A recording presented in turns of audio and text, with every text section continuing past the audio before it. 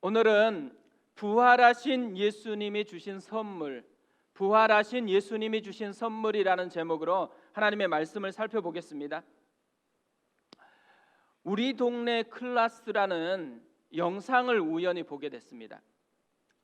경북 예천에 풍전마을이라는 곳이 있더라고요.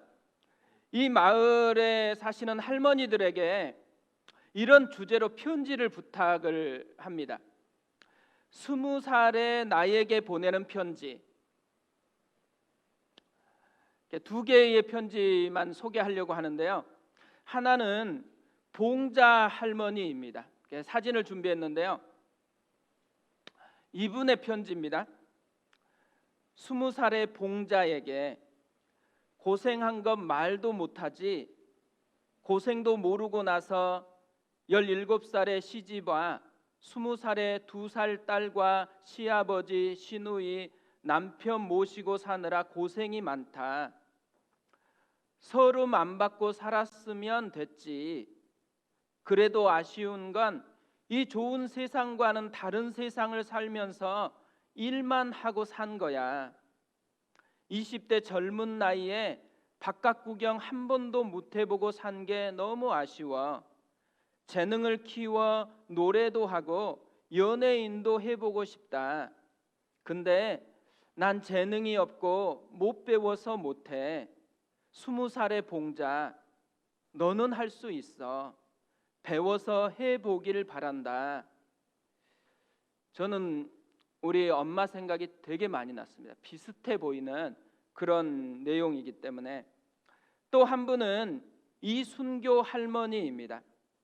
20살의 순교에게 81살 나이에 내 삶을 돌아보니 좋은 남자 만나서 행복했고 자식들 평안 말고는 바라는 게 없는데 그래도 딱 하나 그때로 돌아가 맡고 싶은 일이 있어 순교야.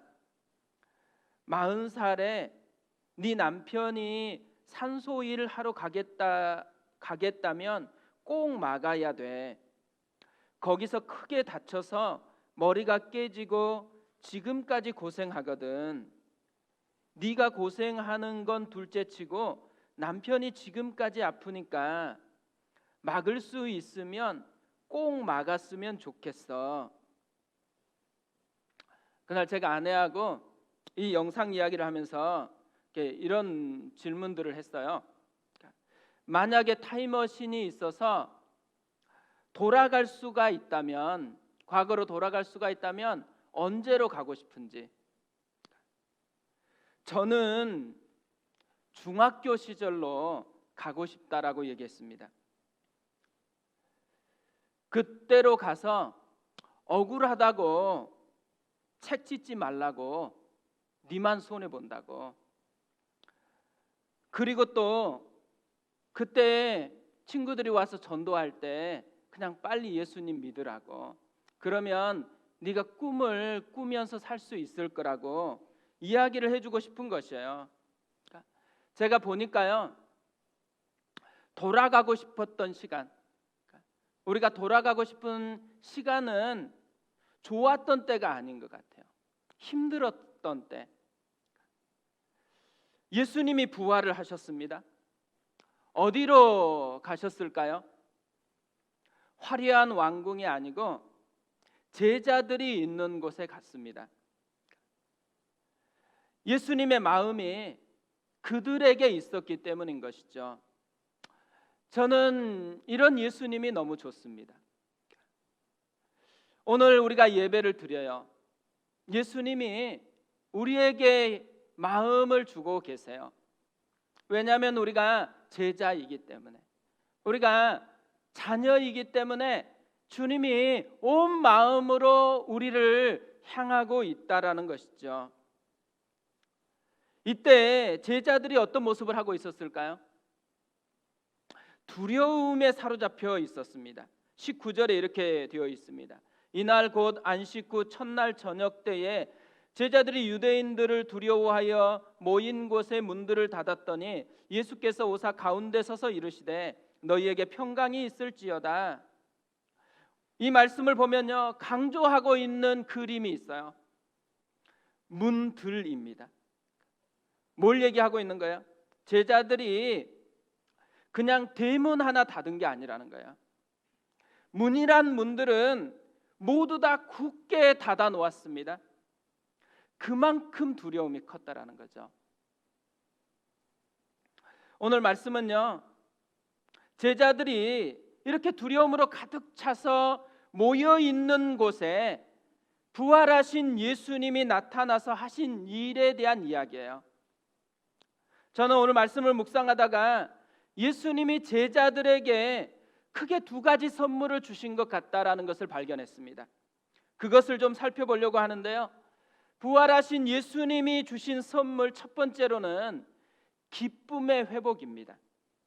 20절에 이렇게 되어 있습니다. 이 말씀을 하시고 손과 옆구리를 보이시니 제자들이 주를 보고 기뻐하더라. 두려움에 가득 찼던 그 제자들이 주를 보고 기뻐하더라로 변했습니다.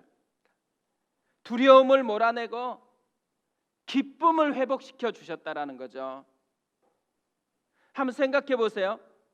지금 예수님의 눈앞에 있는 제자들이 어떤 사람들이에요?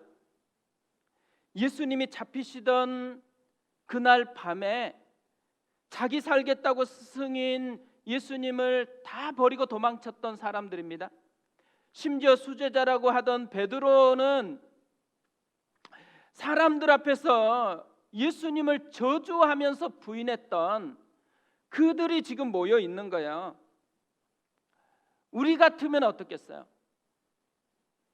그들을 보자마자 마음 가운데 얼마나 서운한 감정이 솟아나겠어요? 화가 치밀어서 이렇게 말하기 쉽지 않겠어요? 니들이 나한테 어떻게 이럴 수 있어? 내가 너네들을 어떻게 사랑했는데?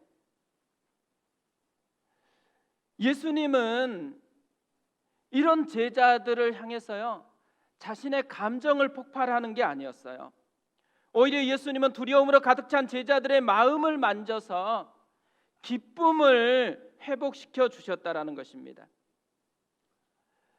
저는 이 모습을 보면서요, 최근에 보았던 이 금쪽 같은 내 새끼 방송이 생각났어요. 남편이 사고로 죽은 후에 딸아이와 소통이 단절된 그 엄마에게 오은영 박사님이 이렇게 조언을 해줍니다. 어머니 자신의 힘듦 때문에 아이는 나보다 더 힘들 수 있다는 생각을 미처 못하신 것 같아요.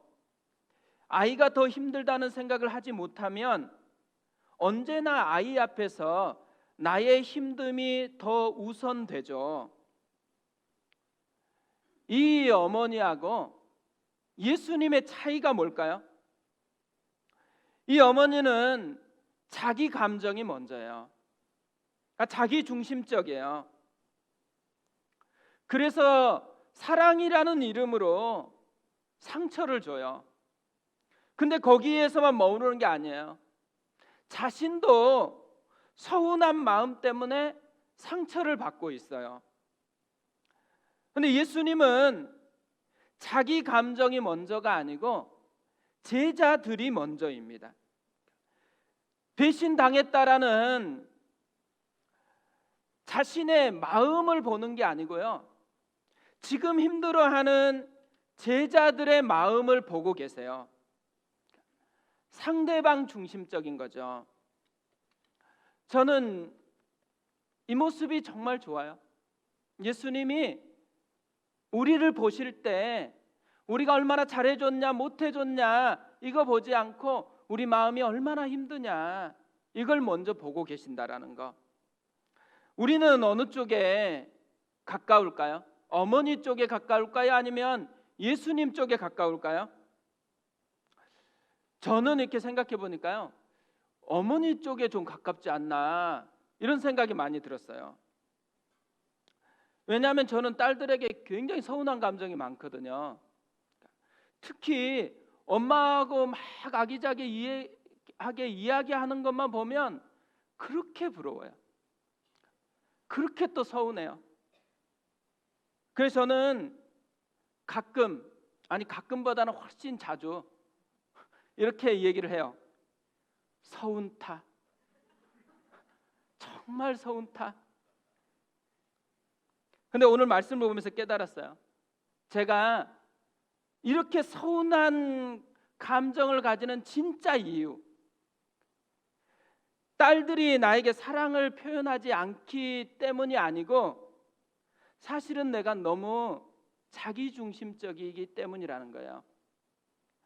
자기중심적인 사랑을 하는 이 어머니는 딸에게 상처를 주고 또 자신도 상처를 받잖아요. 하지만 타인 중심적인 사랑을 하는 예수님에게는 상처가 없습니다. 오히려 진짜 풍성한 것을 흘려보내요. 제자들에게 풍성한 것 두 가지를 흘려보냅니다. 첫 번째로는요, 샬롬을 흘려보내요. 19절에 이날 곧 안식 후 첫날 저녁 때에 제자들이 유대인들을 두려워하여 모인 곳에 문들을 닫았더니 예수께서 오사 가운데 서서 이르시되 너희에게 평강이 있을지어다. 예수님의 첫 마디가 이거예요. 너희에게 평강이 있을지어다. 이 말을 히브리어로 하면 샬롬입니다.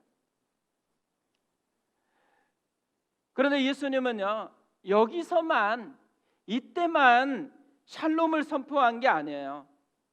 풍랑이는 밤에 갈릴리 호수에서 괴롭게 노를 젓다가 두려움에 가득 사로잡혀 있는 제자들에게 예수님이 바다 위를 걸어오셨습니다. 첫 마디. 마태복음 14장 27절에 예수께서 즉시 이르시되 안심하라 나니 두려워하지 말라. 결국 샬롬이라고 말씀하셨죠. 또 예수님은 마지막 만찬에서 제자들에게 이렇게 말씀하셨습니다. 요한복음 16장 33절 이것을 너희에게 이르는 것은 너희로 내 안에서 평안을 누리게 하려 함이라. 세상에서는 너희가 환난을 당하나 담대하라 내가 세상을 이기었노라.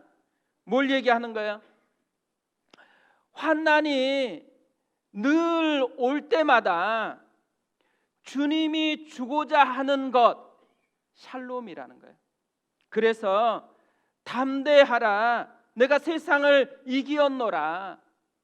이게 예수님의 마음이라는 거죠. 지금도 마찬가지라는 거예요. 우리가 두려움에 사로잡혀 있을 때 예수님이 우리에게 다가와요. 말씀하세요.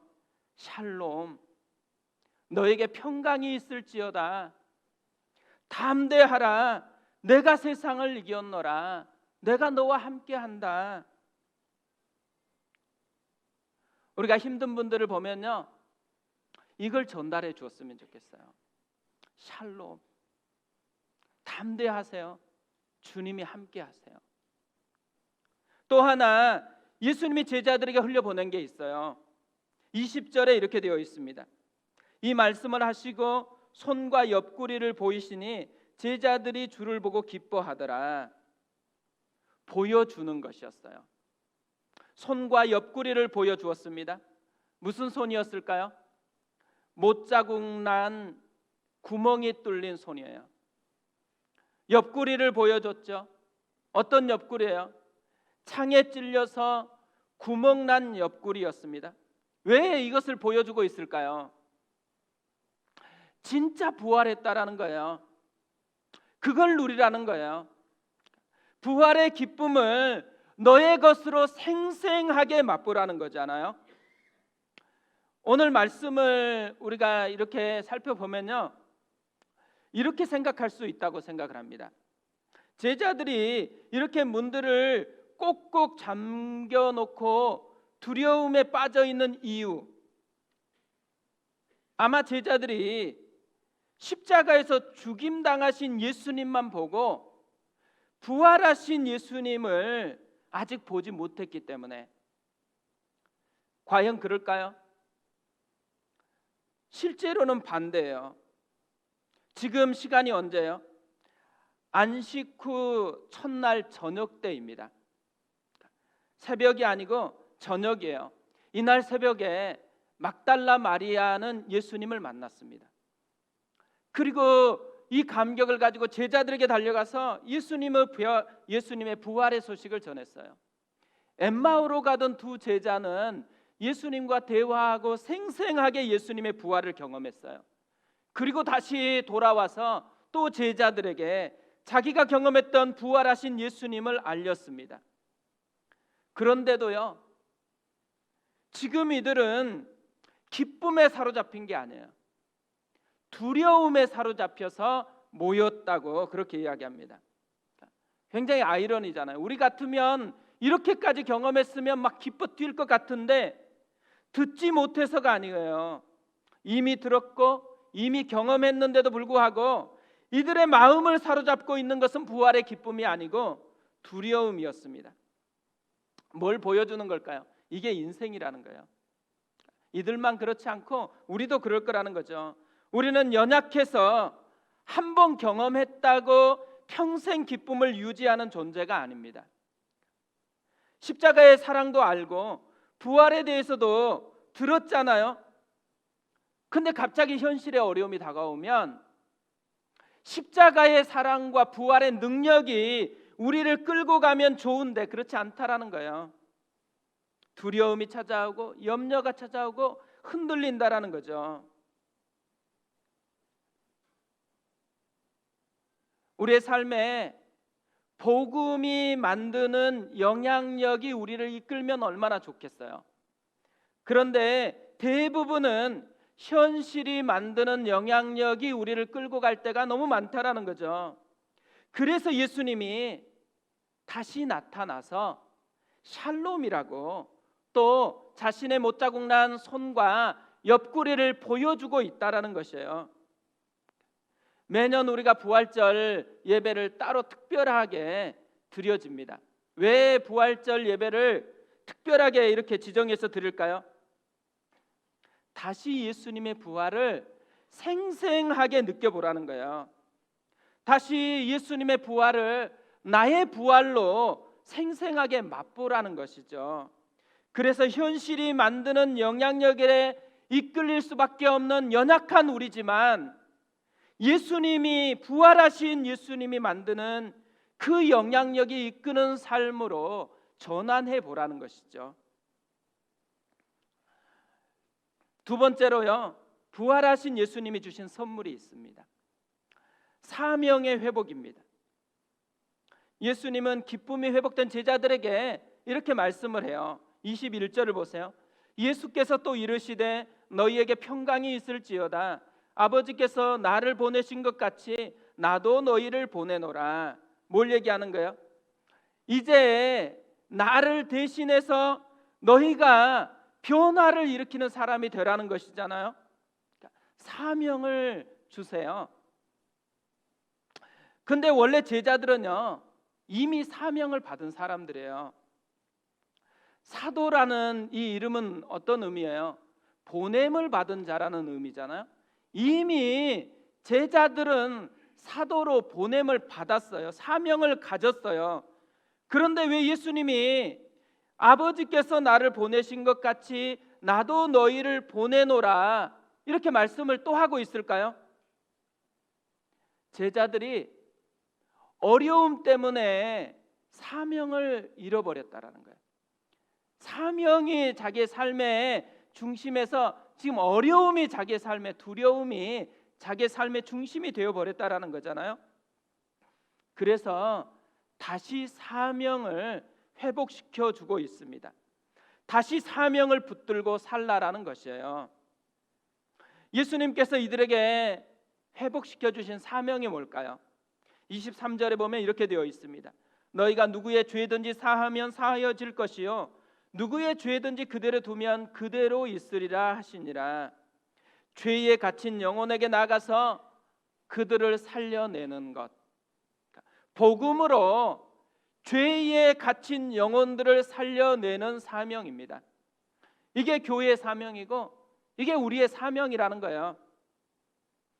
오늘 또 부활절이니까 우리가 매년 계란을 준비하잖아요. 예쁘게 이렇게 되어 있고 또 뒤에도 계란이 다 쌓여 있습니다. 이 계란 선물, 또 올해는 말씀 선물 카드까지 함께 나누어 줍니다. 이걸로 뭘 해라는 것일까요? 아버지가 나를 보낸 것 같이 나도 너희를 보내노라, 이 말씀을 우리 몸으로 한번 경험해 보라는 거예요. 선물을 나누면서 내가 사명자라는 것, 내 안에 주께서 주신 사명이 있다라는 것을 다시 일깨웠으면 좋겠습니다. 그리고 예수님은 이 사명을 말씀하시면서 한 가지 선물을 이야기해요. 22절입니다. 이 말씀을 하시고 그들을 향하여 숨을 내쉬며 이르시되 성령을 받으라. 성령을 선물로 주세요. 사명을 수행하기 위해서 많은 것이 필요할 것 같잖아요. 그런데 예수님이 주신 것은 딱 하나, 성령입니다. 우리 힘으로는 영혼을 바꿀 수가 없죠. 영혼을 바꾸는 것은 우리 몫이 아니고 성령님이 하시는 일이십니다. 성령님과 함께 사명을 수행해야 된다라는 거죠. 근데 이 성령님을 이야기하면서 독특한 것 한 가지 행위를 예수님이 하세요. 그냥 말씀하지 않고 그들을 향하여 숨을 내쉬며, 이 숨을 내쉰다라는 이 표현은요, 구약 성경에 딱 2번 나와요. 한 번은 창세기 2장 7절에 나옵니다.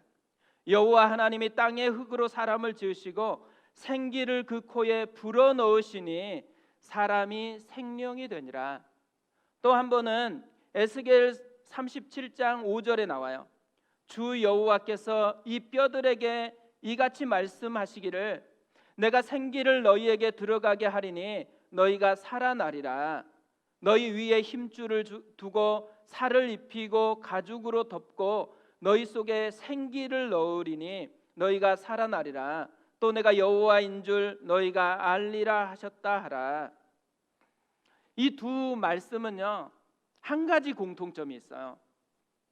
둘 다 어떤 모습이냐면 성령이 없을 때 아무것도 할 수 없는 그냥 밀랍 인형 같은 존재라는 거예요.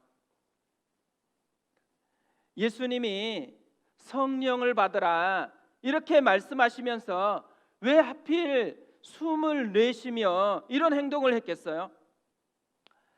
제자들이 그런 존재라는 거예요. 이걸 깨달으라는 거예요. 비록 3년간 훈련을 받았고 부활하신 예수님을 만났고 거기에다가 사명까지 다시 회복시켜 주셨지만 그것으로는 안 된다라는 거예요. 성령님이 필요하다라는 거예요. 성령으로 하지 않으면 아무것도 할 수 없는 밀랍 인형 같은 존재, 이것이 우리의 모습이라는 거예요. 이게 그리스도인의 모습이라는 거죠. 이런 사실을요, 하나님의 사람들은 다 경험을 했어요. 특별히 이걸 정말 철저하게 경험한 사람, 바울이라고 생각합니다. 바울은 사단의 가시가 있었다 그래요. 이 사단의 가시는 몸의 질병일 거라고 생각합니다. 어떤 사람은 안질일 것이다, 어떤 사람은 간질일 것이다, 너무 많이 맞아가지고 간질에 걸렸을 것이다, 이렇게 이야기를 해요. 그러니까 사역을 열심히 잘하고 싶은데, 능력 있게 사역하고 싶은데 몸에 병이 걸리니까 잘 안 된다라는 생각이 들잖아요. 그래서 이 몸만 나으면 훨씬 더 강력하게 주님을 위해서 살 수 있다라는 생각이 드니까 바울이 3번이나 기도를 했어요. 그런데 하나님의 응답은 노였습니다. 노. 바울이 기도했는데도, 사명을 더 잘 수행하기 위해서 기도했는데도 노였어요. 그때 바울이 고린도후서 12장 9절에서 이렇게 고백하는 거예요. 나에게 이르시기를 내 은혜가 내게 족하도다, 내 은혜가 네게 족하도다. 이는 내 능력이 약한 데서 온전하여 짐이라 하신지라. 그러므로 도리어 크게 기뻐함으로 나의 여러 약한 것들에 대하여 자랑하리니 이는 그리스도의 능력이 내게 머물게 하려 함이라. 바울이 처음에는 병 때문에 사명을 수행하는데 방해가 된다고 그렇게 생각을 했어요. 그런데 다시 깨달았다라는 거예요. 그것 때문에 방해가 되는 것이 아니고 오히려 그것 때문에 사명을 수행하는데 훨씬 더 풍성함이 있다라는 거죠. 왜냐하면 그리스도의 능력이 내 안에 더 머물게 하기 때문이라는 거예요. 그러니까 성령님과 더 함께하는 그 삶이 이루어지기 때문이라는 거죠. 사명을 수행하는데 방해가 되는 진짜 문제가 뭐냐면 성령을 구하지 않고 내 힘으로 할 수 있다고 여기는 거라는 거예요. 근데 우리가 이렇게 생각할 때가 정말 많거든요. 우리도 대부분 이렇게 여기면서 기도할 때 많잖아요. 능력만 주시면 헌신하겠다고. 이번 사업을 하고 이번 일을 하는데 성공만 하게 해주시면 주께 헌신하겠다고. 병이 조금 찾아오니까 낫게만 해주시면 주님을 찬양하고 주님께 헌신해 보겠다고. 되게 괜찮아 보이는 표현이잖아요. 근데 이 표현의 문제가 뭘까요? 이 표현의 심각한 문제는 전제가 잘못된 거예요. 내가 성령보다 더 중요하다라고 여기는 거잖아요. 하지만 하나님의 나라는 반대라는 거예요. 내가 부족하고 무능해도 괜찮다라는 거예요. 아니, 오히려 무능할 때가 더 좋다라는 거예요. 왜냐하면 내가 무능함을 느끼는 그 순간에 더 의지하니까, 더 성령님을 의지하니까.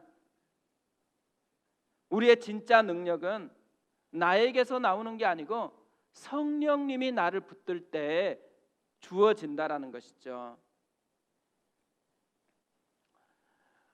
우리가 끊임없이 기억해야 되는 게요, 우리의 심각한 문제는 내 자신이 능력이 없거나 배운 것이 없거나 가진 것이 없어서가 아니에요. 성령님을 활용하지 않아서라는 거예요. 우리 안에 주신 이 선물을 내 것으로 풍성하게 맛보는 것을 모르기 때문에 우리의 삶이 영적으로 빈약하다라는 것이죠. 21절 말씀을 보면 이렇게 되어 있어요. 예수께서 또 이르시되 너희에게 평강이 있을지어다. 아버지께서 나를 보내신 것 같이 나도 너희를 보내노라. 독특한 게 있어요. 여기 보면 사명을 말씀하시면서 다시 샬롬을 한 번 더 선포하고 있는 거예요. 분명히 샬롬을 선포하고 기쁨이 회복됐잖아요. 근데 왜 다시 샬롬을 또 선포하고 있을까요? 어떤 분들은요, 잠깐 기뻤다가 다시 두려워졌기 때문에 샬롬이 또 필요해서라고 그렇게 해석하는 분도 있습니다. 또 어떤 분들은요, 사명을 선언하니까 사명이 갖는 무게감 때문에 오는 두려움, 이것을 극복하기 위해서 이렇게 또다시 선포했다라고 이야기를 해요. 저는 이 말씀을 묵상하다가요, 균형이라는 말이 생각났어요. 균형이 중요하니까. 기쁨이 회복됐으니까 이제 무조건 헌신하라고, 지금 사명을 수행하라고 예수님이 그렇게 요구한 게 아니에요. 사명을 수행할 때 다시 샬롬부터 시작해야 된다라는 것을 알려주잖아요. 그러니까 샬롬과 사명의 균형이 필요하다라는 거죠. 지난주 고난주간 특별 새벽 부흥회가 있었어요. 새벽마다 기도하니까요, 너무 좋더라고요. 또 새벽마다 기도하다가 보니까 자꾸 마음에 꿈이 생기는 거예요. 막 하고 싶은 것들이 너무너무 이렇게 막 마음속에서 일어나는 거예요. 그러면 어떤 생각이 많이 들겠어요. 이렇게 따끈할 때 우리 순장님들한테 이걸 막 나누어야 되겠다는 생각이 드는 거예요. 이제 곧 코로나가 졸업할 것 같아요. 코로나 이후에 하나님이 이런 것들을 우리를 통해서 해보면 얼마나 좋을까, 이런 생각이 막 들었어요.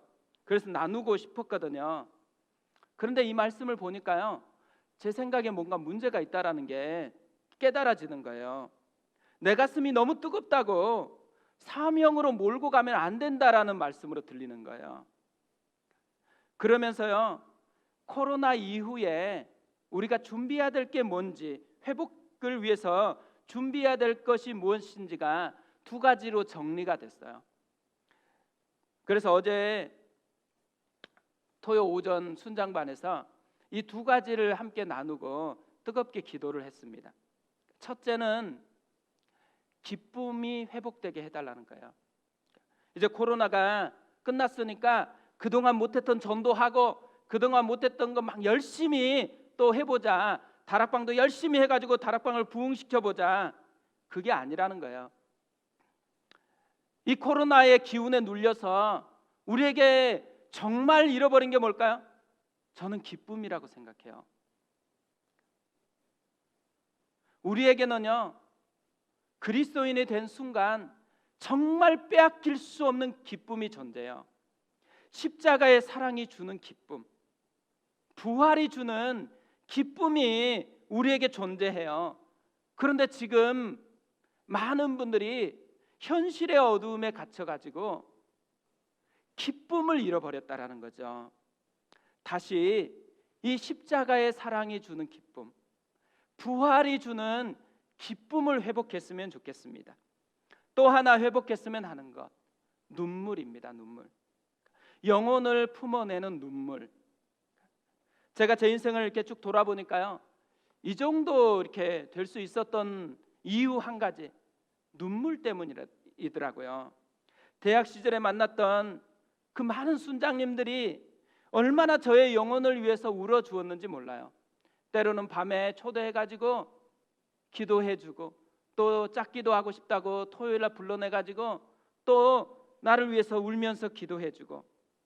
저는 신앙생활을 하는 것은 울어주는 거라는 걸 배웠어요. 그래서 저도 눈물로 기도하는 사람으로 점점 변화되었거든요. 제 청년 시절 별명 중에 하나가 예레미야였어요. 누군가를 위해서 기도하다 보면 그렇게 눈물이 나더라고요. 그래서 사람들이 자꾸 누군가를 위해서 기도할 때마다 운다고 눈물의 선지자인 예레미야라는 이런 별명을 붙여주었거든요. 근데 제가 굉장히 신기한 걸 경험했어요. 영혼을 위해서 눈물로 기도하면요, 신기하게도 제 마음에 그렇게 기쁠 수가 없는 거예요. 신비한 이 가슴 벅참이 끝마치면은 항상 제 안에 가득한 거예요.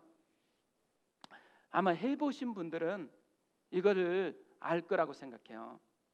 한국 교회는 영혼을 향한 눈물로 세워진 교회예요. 한국 교회가 정말 어려웠을 때, 한국 시대가 정말 어려웠을 때 교회는 울 곳이었어요. 새벽마다 울었고, 힘들면 찾아와서 울었고, 또 가정에 누군가 힘들다 그러면 가서 함께 울어주던, 그게 한국 교회예요. 근데 지금 한국 교회 잃어버린 것, 눈물이에요. 눈물. 너무 좋은 이야기를 하려고 합니다. 울어주는 것, 영혼을 위해서 울어주는 것을 다시 회복했으면 좋겠다라는 생각이 들었습니다. 오늘 부활주일입니다. 부활하신 주님께서 제자들에게 나타났어요. 오늘 우리에게 나타나십니다. 기쁨을 회복해 주세요. 또 하나, 눈물이 회복되기를 원하신다라는 거죠. 이 은혜를 우리가 누렸으면 좋겠습니다. 우리 그 마음으로 오늘은 부활주일 찬양입니다. 부활하신 구세주 찬송가 162장이에요. 오늘은 후렴부터 좀 불렀으면 좋겠는데요, 저는 이 후렴이 너무 가슴이 뛰더라고요. 예수 예수 늘 살아계셔서 주 동행하여 주시며 늘 말씀하시네. 예수 예수 내 구세주 예수 내 맘에 살아계시네. 늘 살아계시네. 우리 부활의 기쁨을 우리의 마음으로 고백하면서 후렴부터 같이 찬양하겠습니다.